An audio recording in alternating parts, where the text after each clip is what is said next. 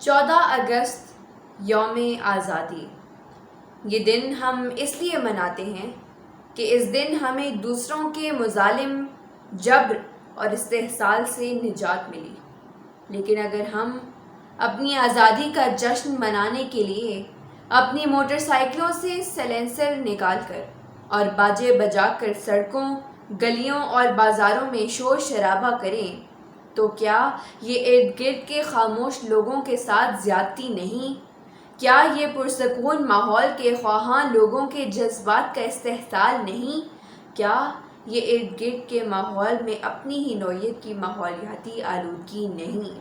تو پھر اس بار آزادی کا جشن مناتے ہوئے یہ ضرور سوچیے کہ جشن آزادی کا تقاضا یہ ہے کہ ہم دوسروں کے سماجی جذبات اور احساسات کا احترام کریں اور ماحول کو ہر طرح کی آلودگی سے محفوظ رکھیں۔